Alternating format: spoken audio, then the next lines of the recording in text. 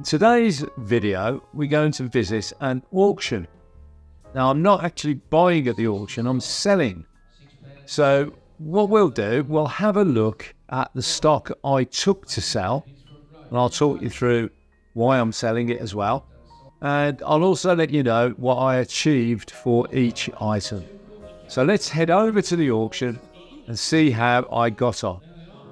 So here we are, and all my stock is laid out on the tables ready for the auction. It hasn't been numbered yet. That'll be done this afternoon before the auction starts. The first item you're looking at is my freak show mannequin and crusty mask. This represents the end of an era for me because it used to be the symbol or represented my old company, Vintage Freak Limited. Krusty and the mask sold for the reserve of £10 only. Second up, I've got this large chest, probably a tall chest, early part of the 20th century with a replacement lid. I'm not expecting too much for it, and in fact, I got £3 for it.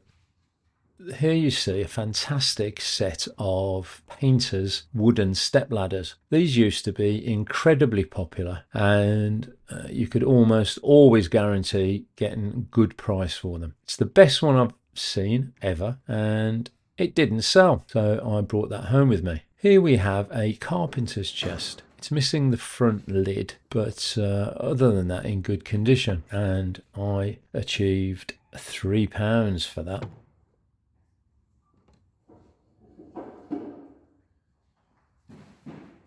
This was a good seller. It's an antique engineer's chest, and it has all the drawers, but again is missing the front lid that locks it in place, and it's also missing the handle. And I actually got £30 for that. I saw some buyers eyeing it up earlier, so I knew there'd be a bit of competition for it, and that's what you need at an auction. You need competition between buyers.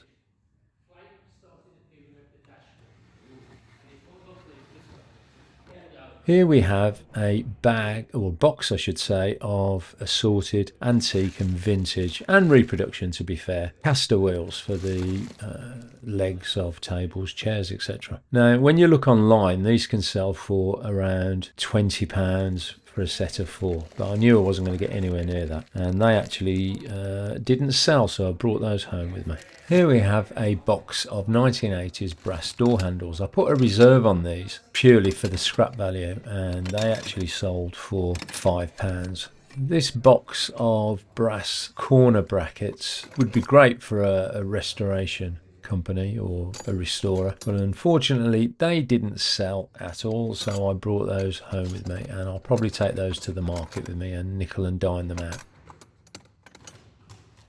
This was a set of 3 shelves that came out of my old antique shop. They're good vintage, no great age to them. They sold for a total of £3.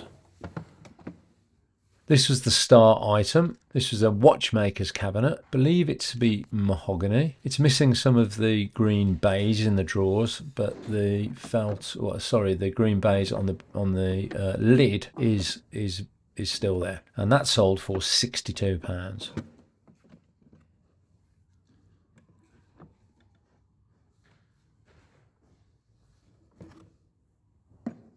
There you go, that's a slightly better view of it. This was in demand throughout the viewing period. There were people queuing up to look at it, and I knew this would probably get me out of a hole with the rest of the items that weren't going to achieve very much. So as I said, in total this sold for £62. And don't forget, there's always a £1 lotting fee per item that you put into the auction, and they also take 10% of the hammer price. So they would have took £1 out of my 62 plus £6.20, and the rest would have been profit, because I don't think I actually paid anything for it when I acquired it. It came out of a salvage job.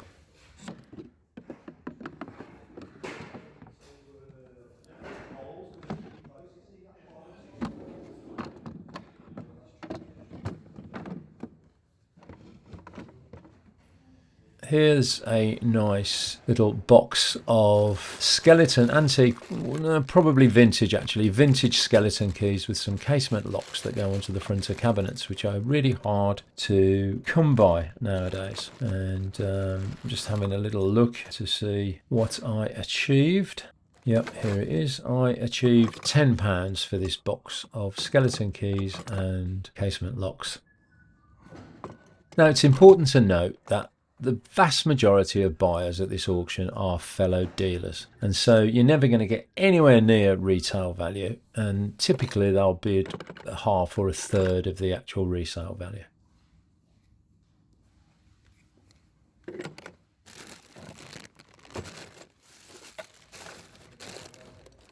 Here's an interesting box of vintage and antique drawer pulls and handles. There's a mid-century pair, and there's also glass and ceramic door pulls in there as well. And I achieved the princely sum of £2. So I would get 80 pence for this box of handles.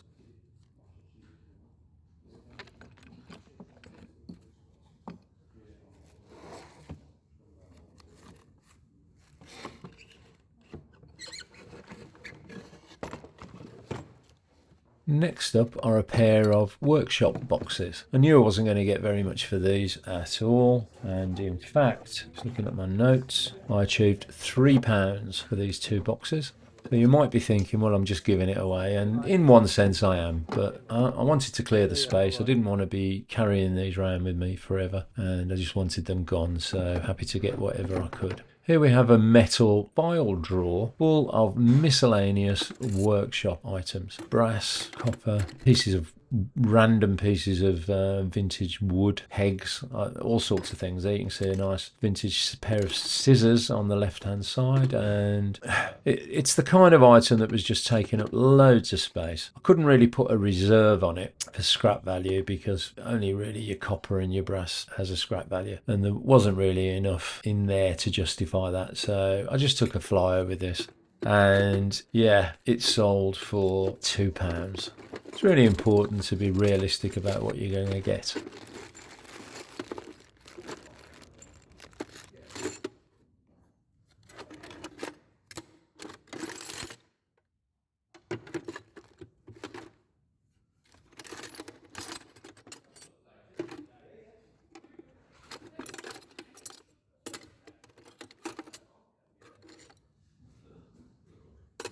Now, this box here, I did put a reserve on for its scrap value because it's a whole assortment of reproduction, brass, door handles, door pulls and knobs, etc. It's the kind of stock I could have taken to the flea market with me, but I would have been nickel and diming it for years. So I just wanted to get rid and protect my scrap value, which I did.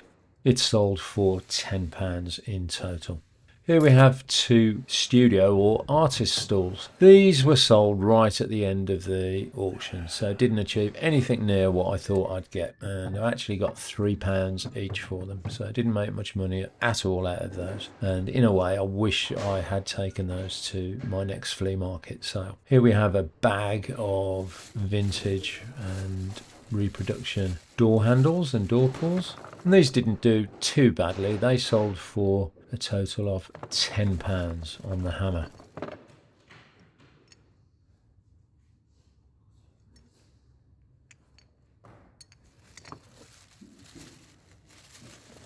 And as you can see, I did take out the decorative glass doorknobs and added those to the earlier box of decorative handles just to beef it up a bit, and this was all done before the auction started, before anybody had viewed it, and before the lots even had their numbers. So I thought it might increase the value of the earlier box of decorative handles, but unfortunately it didn't. So one of those things, it was worth trying. And as I said, I did get in total £10 for this bag of assorted doorknobs.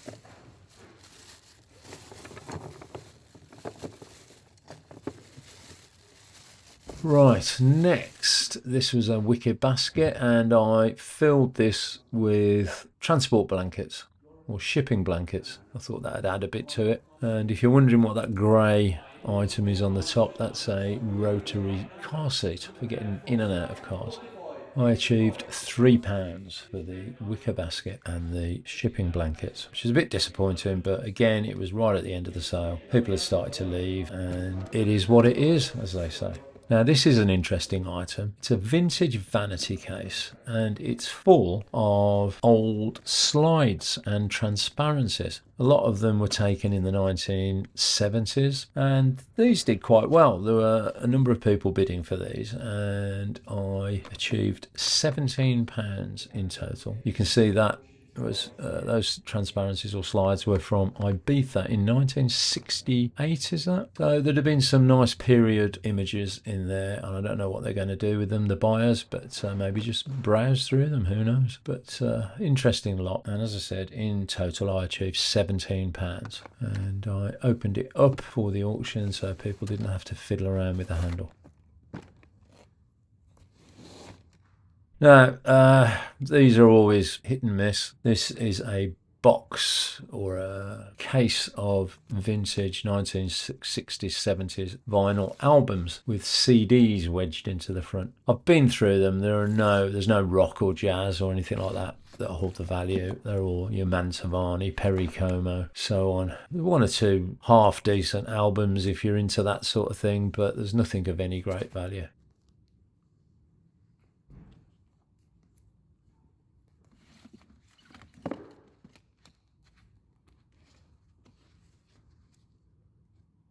And Shirley Bassey there, classic rock symphonies. So it's pretty typical charity shop type albums with similar CDs, Mantovani, Hollywood. There might have been some interesting tracks on that if you like your movie scores, but not for me. Frank Sinatra.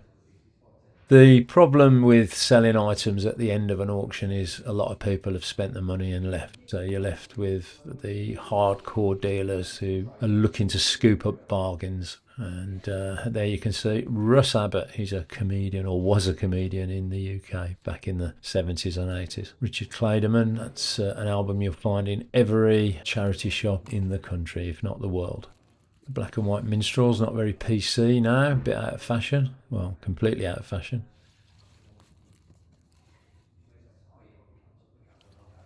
Super Sensation stereo. These were kind of included when you bought your stereogram in the 60s and the 70s, and they emphasised the stereo capacity of your gramophone. So they're quite interesting to listen to, but not very collectible at all. For both of these lots, I achieved £3 each.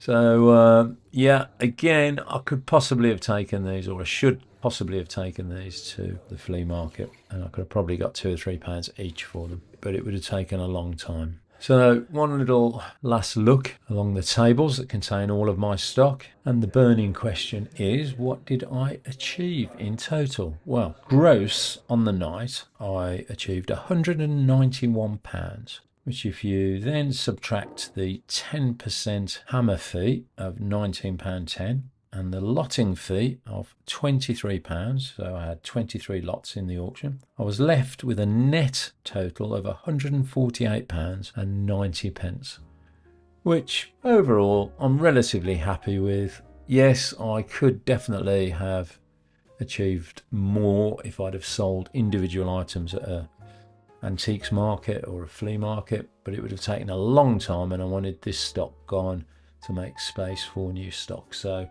it's one of those things, as a dealer, you have to cut your losses sometimes, although I don't think I actually lost any money on this auction when I put it in the context of what I paid for the stock.